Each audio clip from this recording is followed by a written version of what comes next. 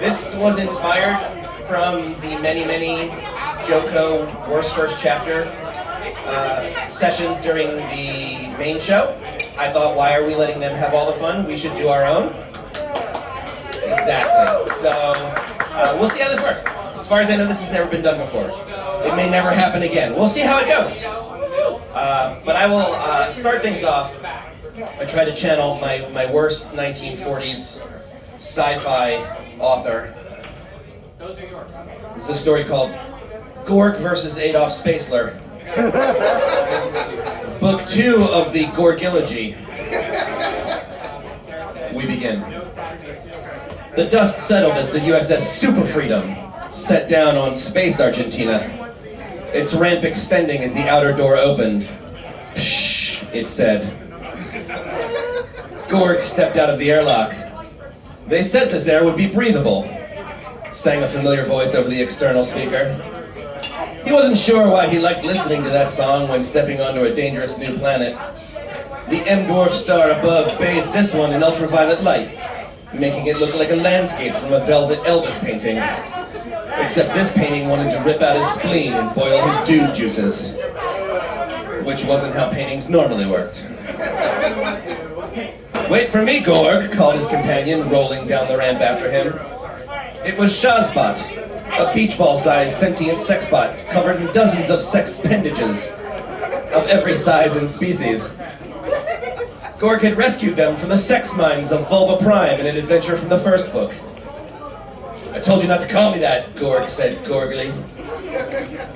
Shazbot, the half-Jewish sex robot, paused. Oh right, they're half-Jewish, that's important later.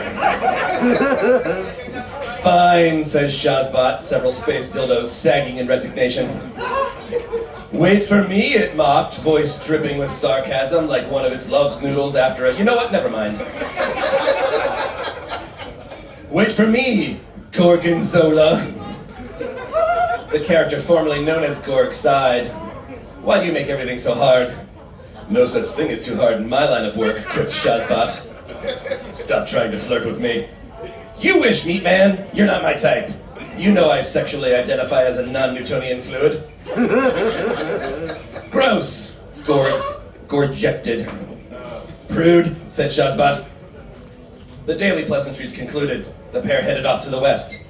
Out there, somewhere beyond the Nerf caves and upside-down lava falls, was their greatest enemy. But also the greatest prize. The legendary jewel-encrusted crown of Xanax the Calm.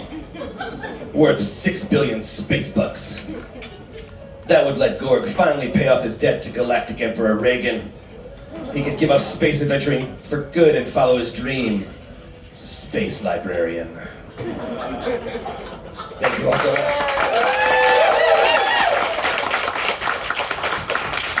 Please give a huge JoCo welcome to Sunny Lai and Johnny Hard Drive.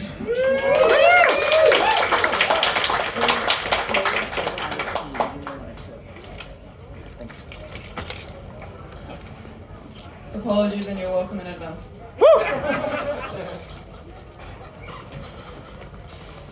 Johnny Hard Drive was a really good hacker. Reddit, 4chan, Yahoo Answers. He was known everywhere it mattered, and was wanted by 58 different intelligence agencies around the world, and 3 of the same ones. They hated him with a burning passion because he kept taking down banks and leaking the director's dick pics, which his legions of adoring fans would then write reviews for and also turn into merch. Johnny Hard Drive's Etsy shop was doing very well. He had fan bases on all of the social medias, especially Tumblr, where hordes of tax-paying adults with day jobs would post speculative fan art of what he might look like, accompanied with tags such as, more like Daddy Hard Drive, and Johnny Hard Drive can drive hard in me any day. But nowhere was he more loved than on what some people call the last bastion of free speech, Twitter. Through a narratively implausible miracle, Johnny Hard Drive didn't know about Twitter. He was a happy man. These two completely, definitely, absolutely unrelated facts were about to change. It was Friday night and Johnny Harddrive was waking up. He was nocturnal because he was very cool.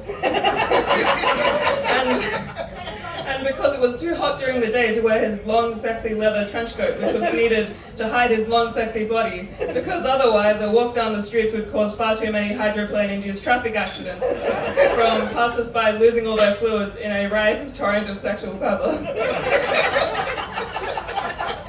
Johnny yawned out of bed and checked his emails on the big, black, glassy screen that hovered in his bedroom like in science fiction movies. All the text and lines on the screen were in fluorescent green because the most important part of being a lead hacksaw was the hashtag aesthetic. His emails looked normal. There were the cease and desist from companies he was tormenting. There was the fan mail from all the guys, gals, and non-binary pals who wanted to be more than pals, who wanted a slice of the old hard drive. There were the Etsy sale notifications from people buying embroidered patches, enamel pins, and risograph zines of the dick pics of the top brass of the FBI, CIA, MI6, FSB, KGB, NKVD, ADA, PUG, and YMCA. Then a new email pinged through. It was from one of Johnny's bits of code he wrote that would notify him whenever his name was mentioned more than 1 million times on one platform. Brackets, Johnny liked to keep tabs on his lovers and haters. Johnny read the email with interest. It was from a site called Twitter. He grinned widely like a shark at a dentist whom he was also in love with, because he was a trash connoisseur at heart and had just found the motherlode. But then he found some other comments, and these ones didn't like Johnny Harddrive at all. Not because he was a computer hacker with a flourishing side hustle based on sexually harassing powerful men, though there were some threads arguing about if this was good practice for the progressive left or actually just creepy. But because they seemed to think that he was a not very funny joke account and not a real person. Johnny's brain short-circuited from this existential affront. He keeled over on his desk and immediately started snoring like in a cartoon, with the little high-pitched squeal at the end of each nose rattle and everything. After some time, Johnny Harddrive sat up again and continued reading. And then, like a particularly brooding and intelligent chicken who had had enough of eggs and wanted to diversify its range, he started hatching a plan.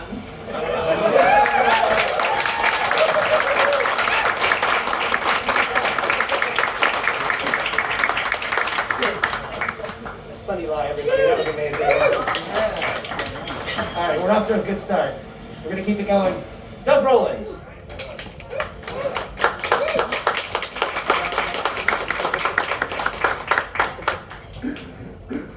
I wish I had more time to make this one worse. That was a lot of great stories to follow.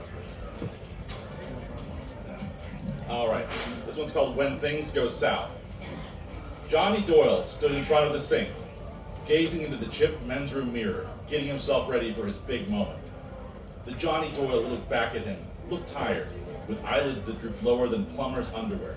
The sag of his shoulders made it clear he was no slouch in the slouching department. He pinched and slapped his cheeks like he was an actor in a bad porn with as little effect. He couldn't even meet his own eyes in the mirror, though he tried to catch them when they weren't looking. But they were onto him, and they weren't falling for that old trick. Johnny had a way of making everyone feel uneasy, even himself. Well, Johnny huffed, puffing out his cheeks so they looked like he felt after eating his mother's spaghetti last week. Well.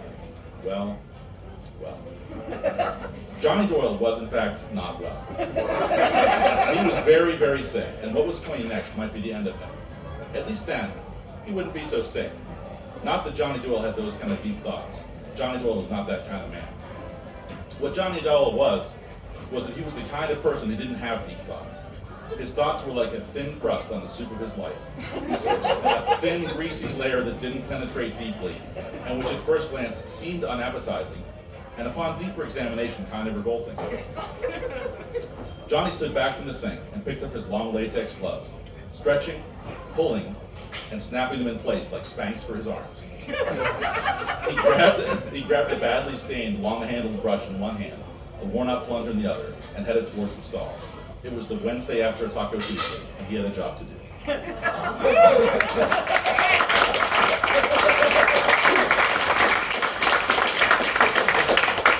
going, everybody!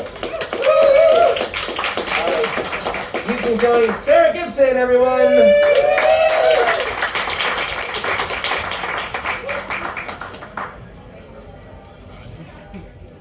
The ocean was blue and wet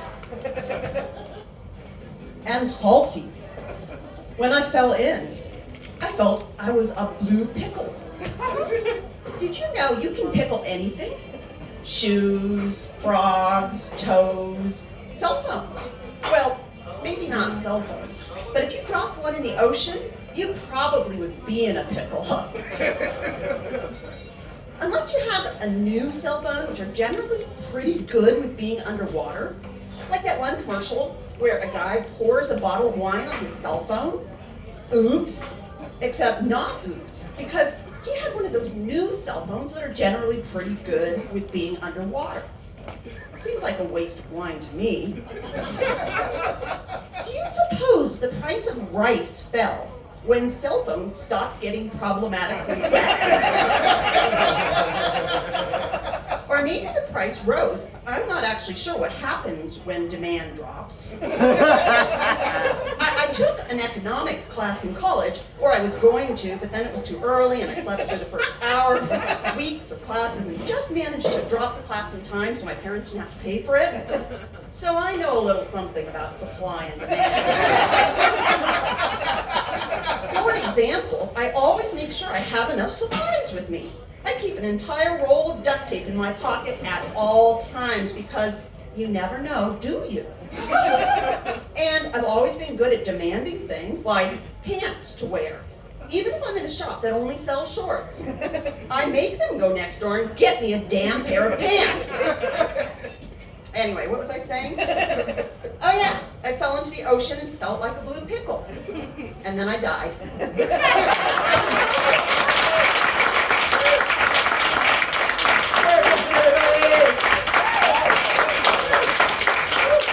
All right, if anybody has any last-minute urges to come join us, please come over and sign up. But otherwise, this is our final author, the worst of the worst first page. Let's hope. Mike Byrne, everybody!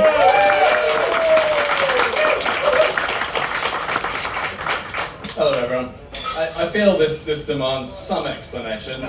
Sunny, who you heard first, is my wife, and on the JoCo Cruise last year, after the Worst First chapter, we were inspired to write our own. This is why they begin with the same sentence. This was our prompt. So, Johnny Harddrive was a really good hacker. He could use programming to get into any computer in the world. Even the CIA's mainframe was like playing Uno to him, and the FBI was like Go Fish. Last year, he'd even managed to hack deep into the cloud, getting his HTML into its algorithms, which was like a pogo stick.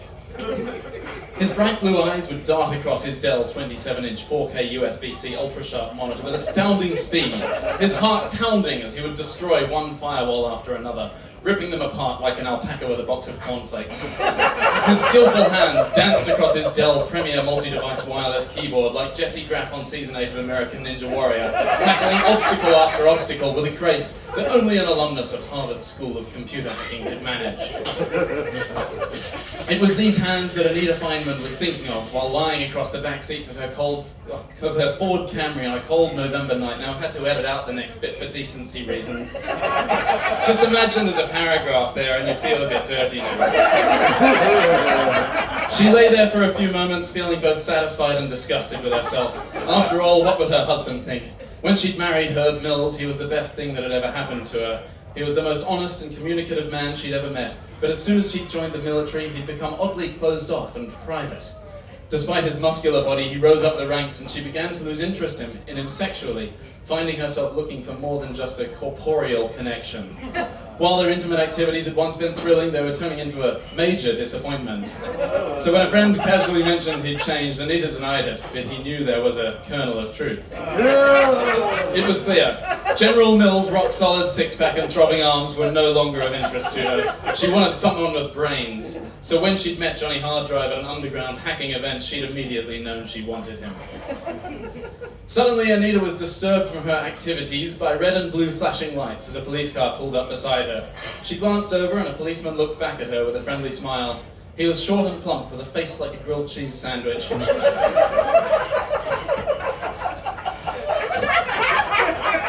He had a scar across both his cheeks and a scar on his face too. He stood up as sitting was hurting his scar and walked over to Anita's window. Anita Feynman, he asked, his bright blue eyes barely visible behind his smile. She was surprised, like when you're making toast and you forget the toaster's on and the toast pops up while you're looking away. How do you know her name?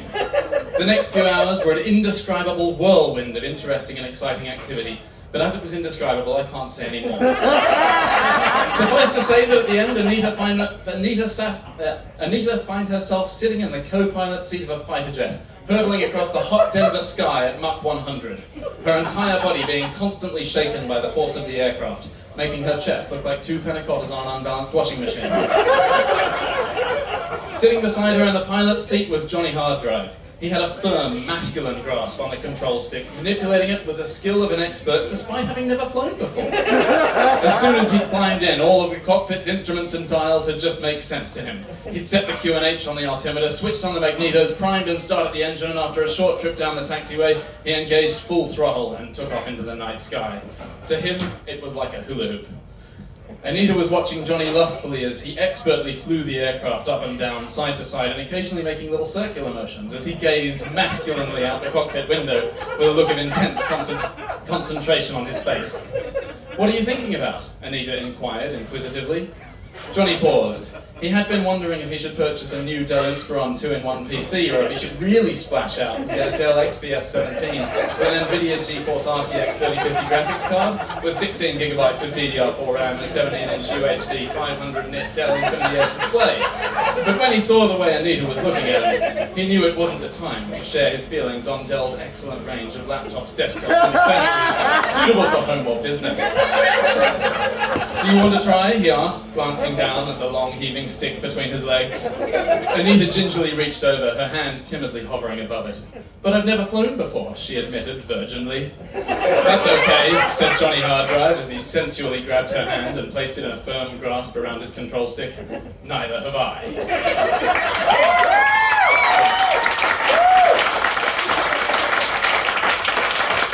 Oh my goodness, give it up for Mike Berman, everybody! We are at the end. Please give a big round of applause for Sunny Lai, Doug Rowland, Sarah Gibson, and Mike Berman.